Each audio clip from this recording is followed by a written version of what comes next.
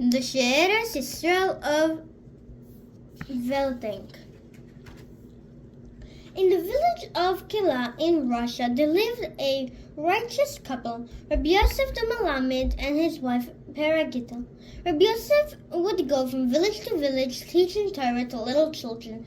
His wife would remain at home, even though she hardly knew how to read. She would daven the tefillahs that she knew by heart. On Friday, Paragita lit the Shabbos candles and sat down to daven to Hashem from the depths of her heart. She begged him to grant her with a holy child. Suddenly, a strong gust of wind blew in front of the window and extinguished one of the candles that she had lit. Paragita was very upset. Could this be a sign that I sinned? She wondered, and began to cry.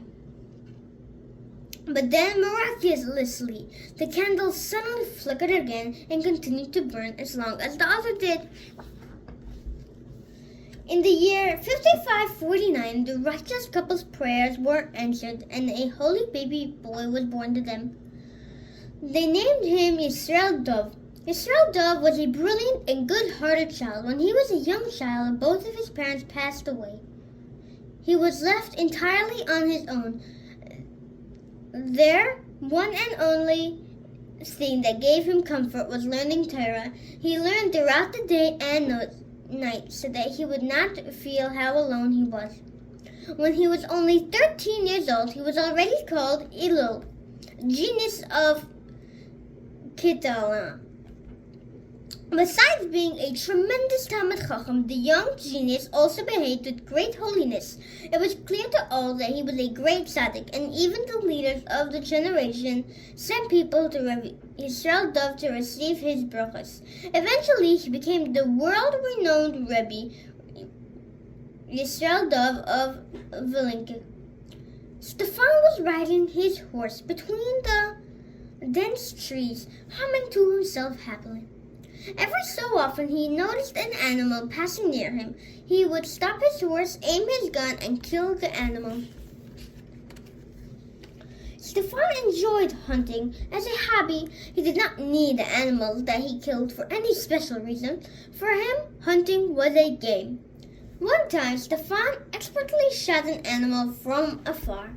When he came close to see what kind of animal he had killed, he discovered that it was none other than a beaver, a very rare kind of animal. He examined the animal from all sides. He noticed that his fur was very silk and shiny. He decided to take the dead beaver and sell it in the village for a large sum of money. When Stefan returned to the village, he met Pinya, a Yid. Would you like to buy this beaver from me? He asked him.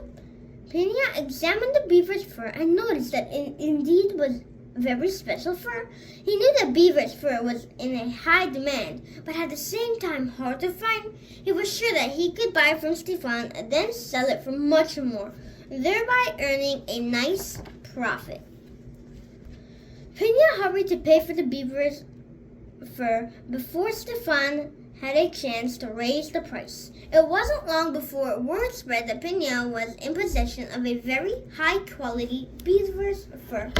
Many people came to see the fur, and soon Pinya found someone who paid him a lot of money for it. The governor of the village also heard that Pinya had a beaver's fur. He was not aware, however, that Pinya had already sold it, and so he sent someone to tell Pinya, "A precious animal such as the beaver should be in my possession and not in the possession of a lowly Jew.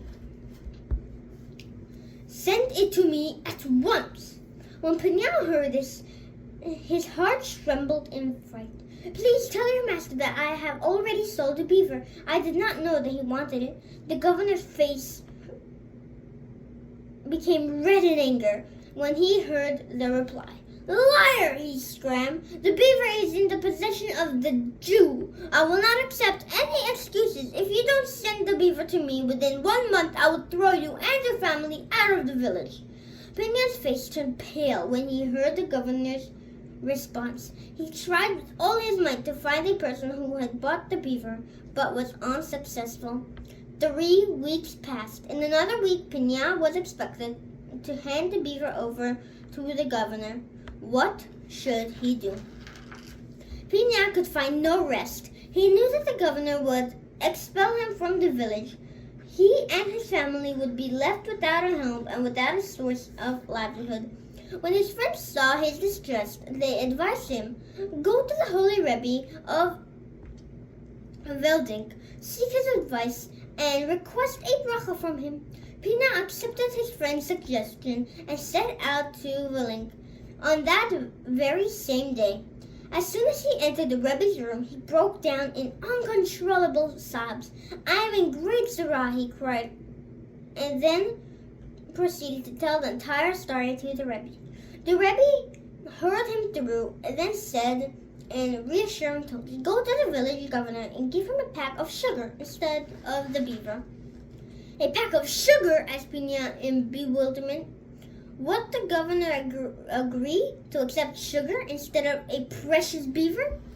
The Rebbe nodded and Pina left the room. The Rebbe's advice seemed very strange to him, but he knew that the Rebbe's words should be heeded at all costs. Pina chose a pack of high-quality sugar. On the appointed day, his heart trembled and his knees shook. He went to the governor and he was afraid that the governor would be thrown into a terrible rage when he saw the sugar. But he was for a great surprise when the governor not only accepted the sugar, but grabbed hold of him and hugged him warmly. How did you know that there was no sugar in my house, and I still do not have my cup of hot tea today? He asked him. Oh, this is even better than any beaver's fur. You can keep the beaver. Thank you for the sugar. Thank you. It was very revealed. Pina left the governor's house. Several minutes later, he knew that he had just been zeichet to a very great miracle, and in the merit of the holy Rebbe of Vilednik.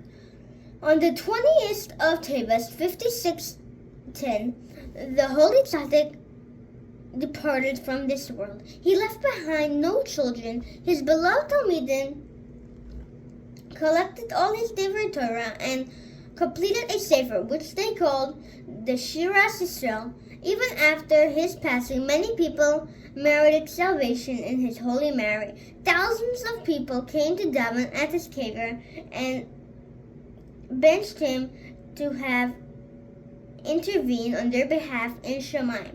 May his merit protect all Klal Yisrael.